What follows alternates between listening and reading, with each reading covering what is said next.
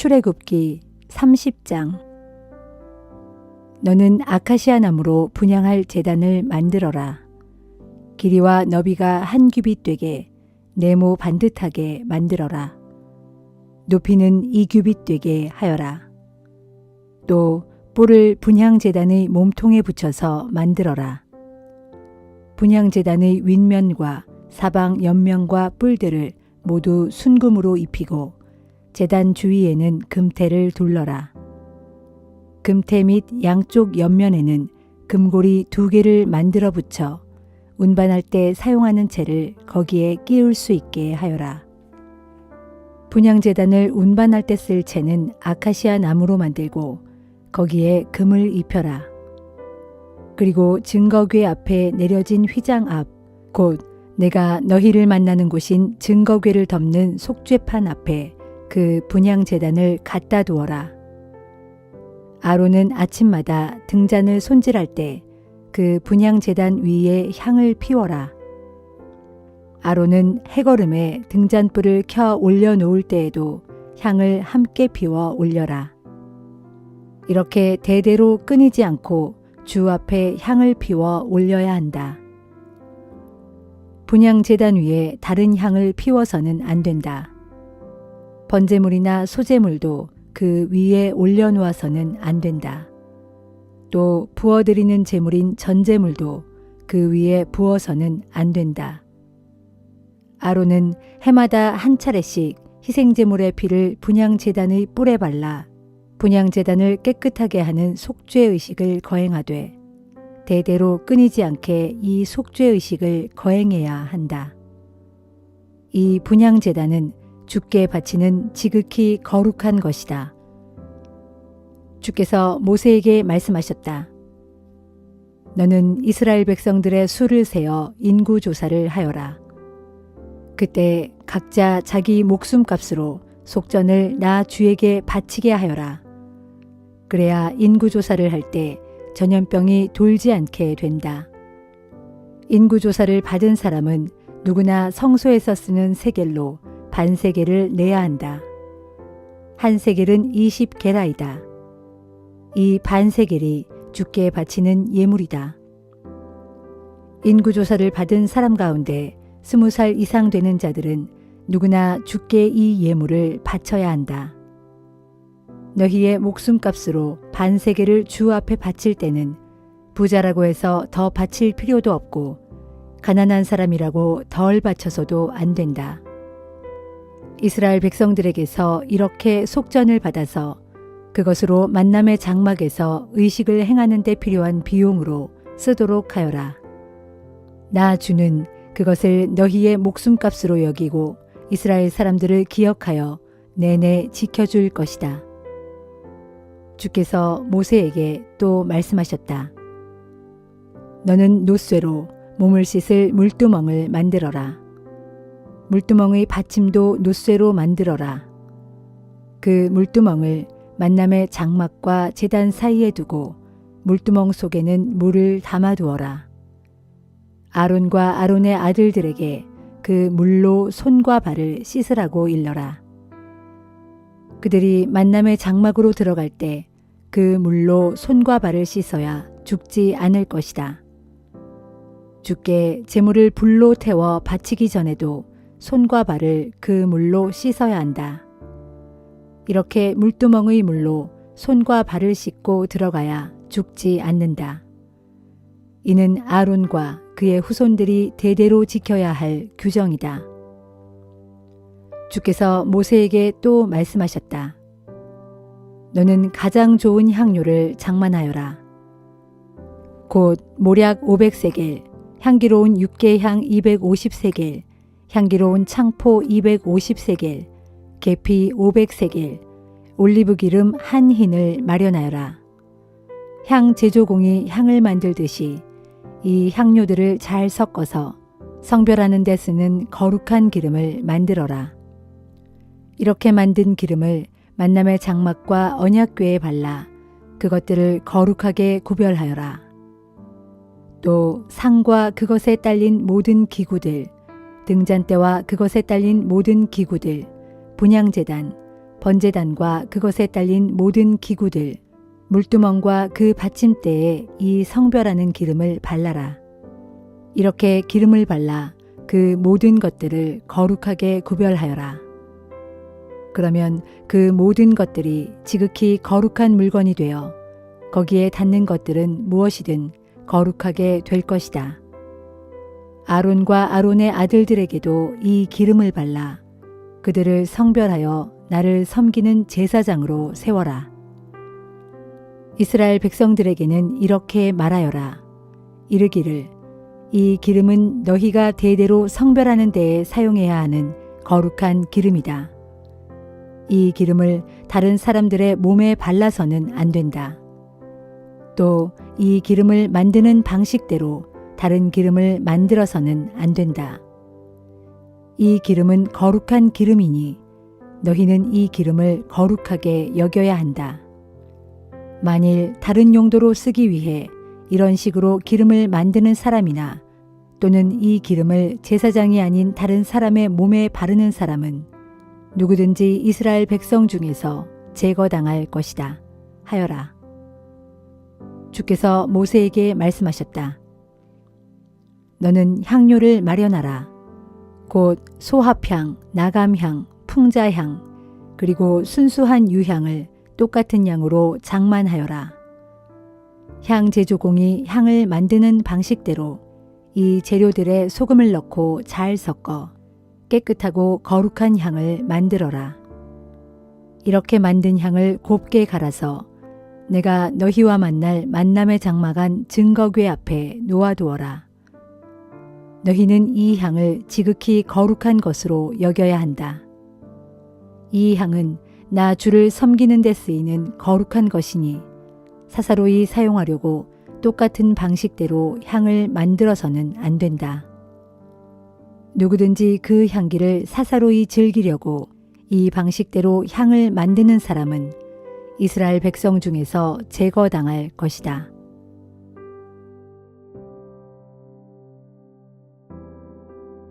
요한복음 9장. 예수께서 길을 가시다가 태어날 때부터 맹인된 사람을 만나셨다.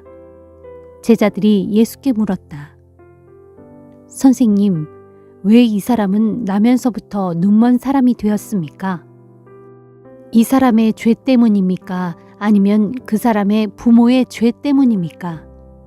예수께서 말씀하셨다. 이 사람이나 그의 부모가 죄를 지어서가 아니다.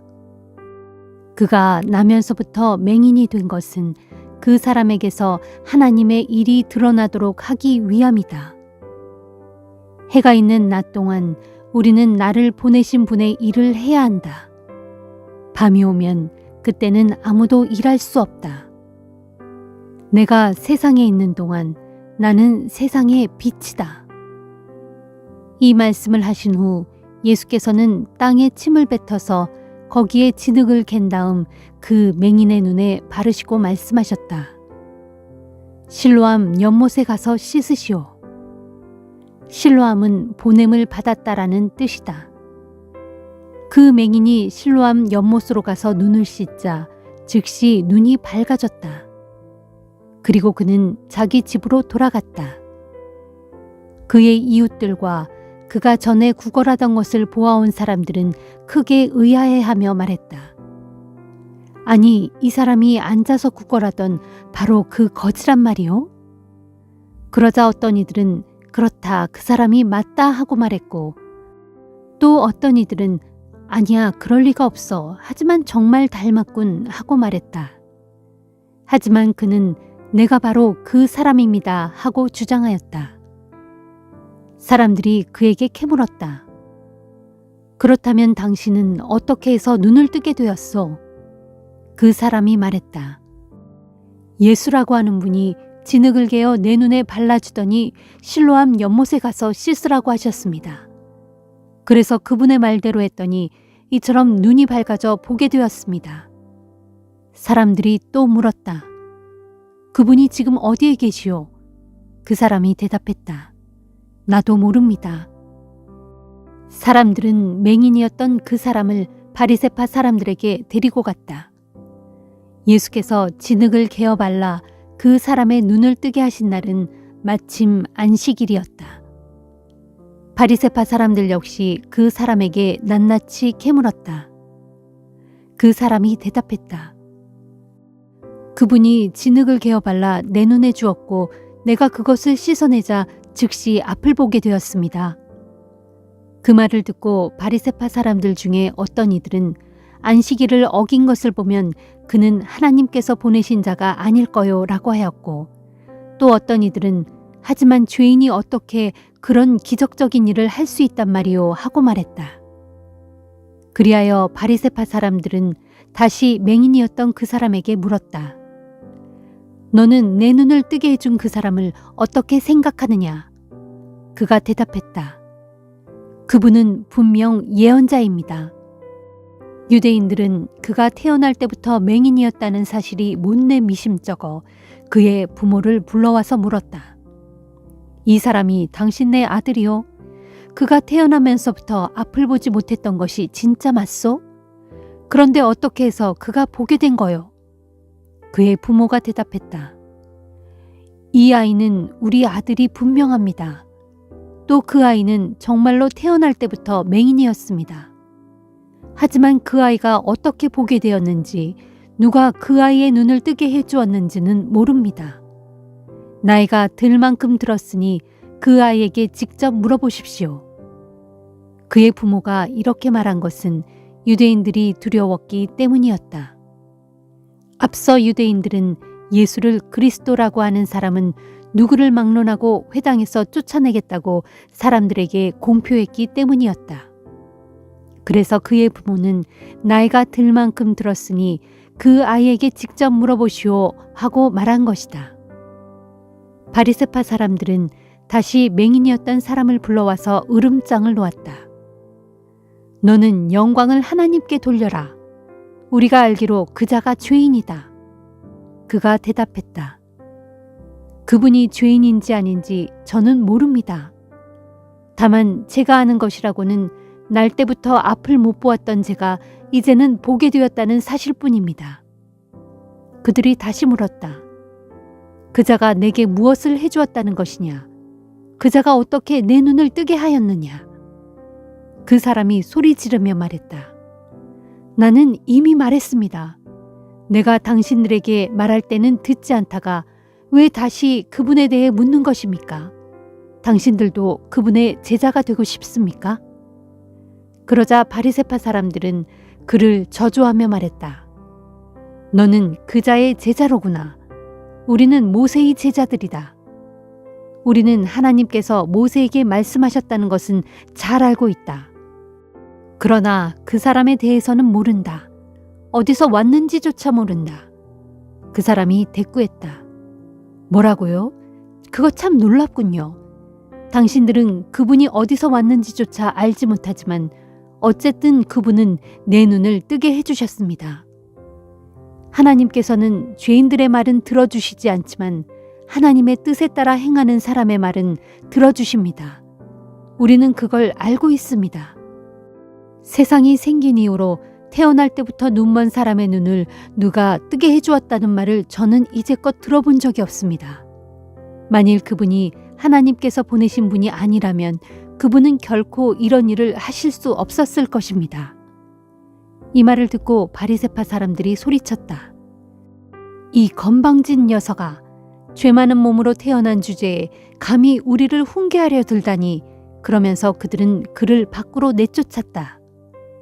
예수께서는 그 사람이 회당에서 내쫓겼다는 이야기를 들으셨다. 그 후 예수께서 그를 만나 물으셨다. 당신은 인자를 믿소? 선생님, 인자가 누구입니까? 그분이 누구인지 제가 믿을 수 있도록 제게 말씀해 주십시오. 예수께서 말씀하셨다. 당신은 지금 그를 보았소. 지금 당신과 이야기하고 있는 사람이 바로 그 사람이요. 그러자 그는 예 주님, 제가 믿습니다 하고 말하면서 예수께 엎드려 절했다. 예수께서 말씀하셨다. 나는 세상을 심판하기 위해 왔소. 눈먼 사람들은 보게 될 것이고 눈뜬 사람들은 눈이 멀게 될 것이요. 그 말을 듣고 곁에 서 있던 바리새파 사람들이 물었다. 뭐라고요? 당신은 지금 우리도 맹인이라고 말하는 거요? 예수께서 그들에게 말씀하셨다. 차라리 당신들이 맹인이라면 죄가 없었을 것이요.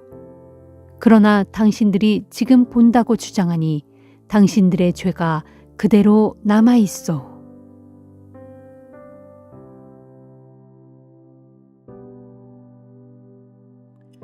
잠언 6장. 내 아들아, 만일 네가 친구를 위해 담보를 제공했거나 또는 다른 사람을 위해 보증을 서주었다면 너는 네가 한 그 말에 걸려든 것이고 네 입으로 뱉은 그 말에 스스로 붙잡히게 된 것이다. 그러므로 내 아들아, 너는 이미 내 친구에게 손목이 붙잡힌 것이니 어서 가서 보증을 풀도록 하여라. 속히 가서 그 보증선 것을 풀어달라고 겸손히 간청하여라. 이런 상황에서 잠잘 생각일랑은 하지도 말아라. 잠깐 눈 붙일 생각조차도 하지 말아라. 노루가 사냥꾼의 눈을 피해 잽싸게 내달리듯이 새가 사냥꾼의 덫에서 날쌔게 빠져나가듯이 너도 어서 보증의 올무에서 벗어나서 너 자신을 구하도록 하여라.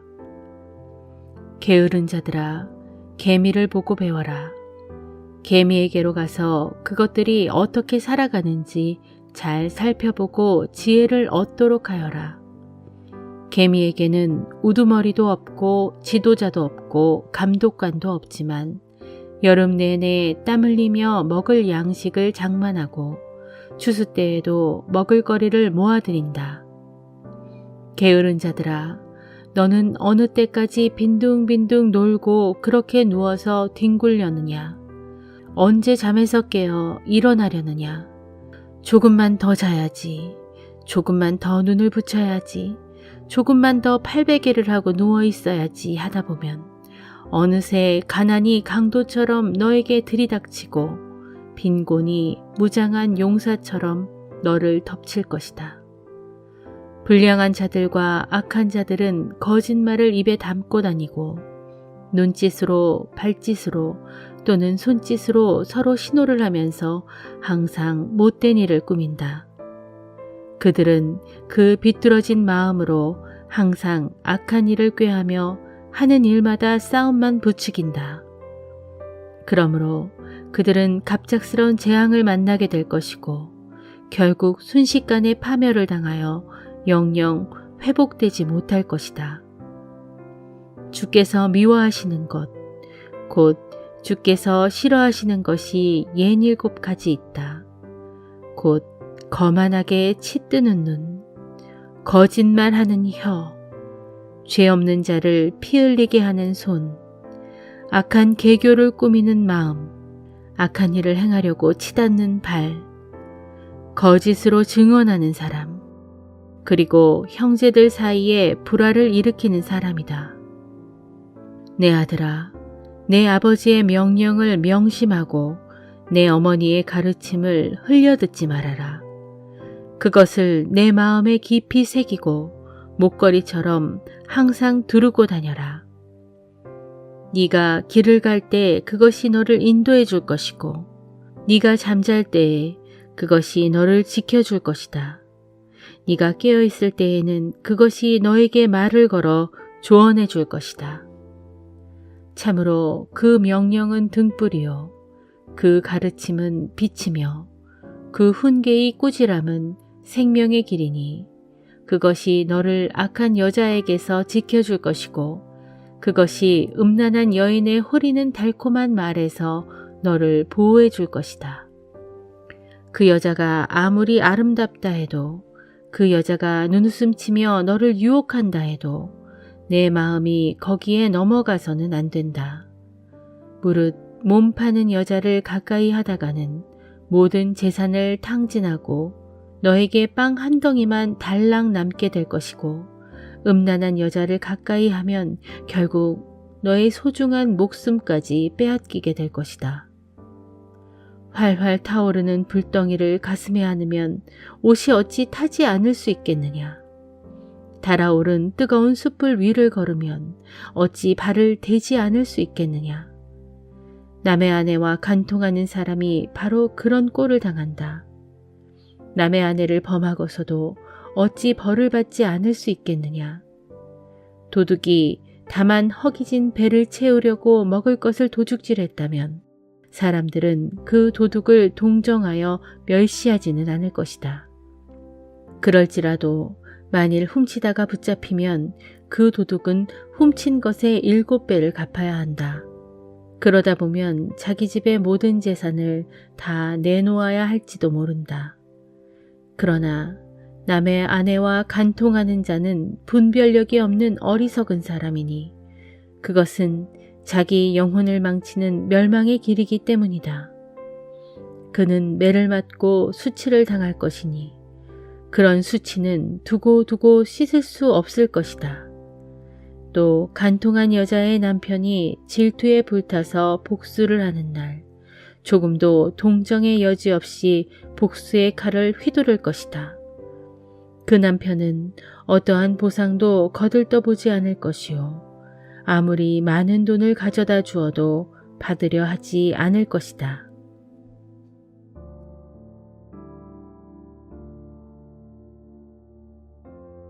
갈라디아서 5장. 그리스도께서 우리를 해방시켜 이제 자유의 몸이 되게 하셨습니다. 그러니 굳게 서서 다시는 종의 멍에를 짊어지지 마십시오. 내 말을 명심하십시오. 나 바울이 여러분에게 말합니다. 만일 여러분이 스스로 할례를 받는다면 그리스도는 여러분에게 아무런 소용이 없습니다. 내가 할례를 받는 모든 사람에게 다시 한번 분명히 말합니다. 누구든지 할례를 받는 사람은 모든 율법을 지켜야 할 의무를 짊어지게 됩니다. 할례를 받음으로써 율법으로 의롭게 되고자 애쓰는 사람은 그리스도에게서 끊어지고 은혜에서 한참 멀어진 것입니다. 그러나 우리는 성령을 통해 오직 믿음으로 의롭다 인정받을 간절한 소망을 간직한 채 살아가고 있습니다. 그리스도 예수 안에서는 할례를 받든 혹은 받지 않았든 아무런 문제가 되지 않습니다. 중요한 것은 사랑으로 역사하는 믿음뿐입니다. 여러분은 지금까지 잘 달려왔습니다. 그런데 누가 끼어들어서 여러분으로 하여금 진리를 따르지 못하도록 하는 것입니까? 그처럼 꿰는 자는 여러분을 부르신 분에게서 나온 자가 아님이 분명합니다. 적은 누룩이 밀가루 반죽 전체를 부풀게 합니다.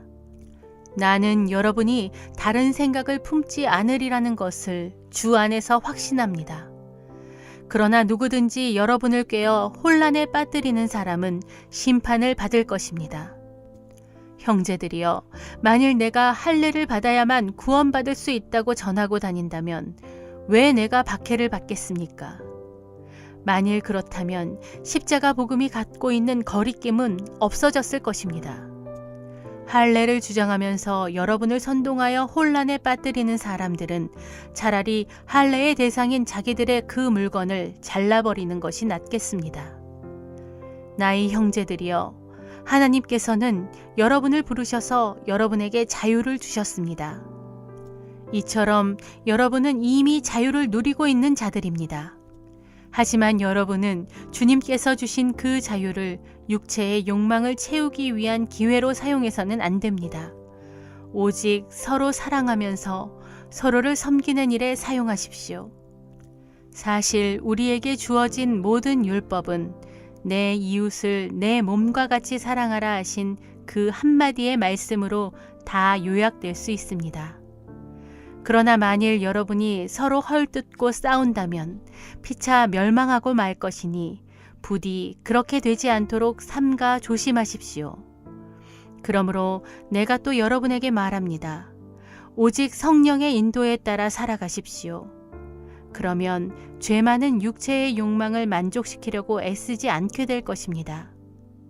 죄 많은 육체의 욕망은 성령을 거스르고 반대로 성령이 원하시는 것은 육체를 거스릅니다.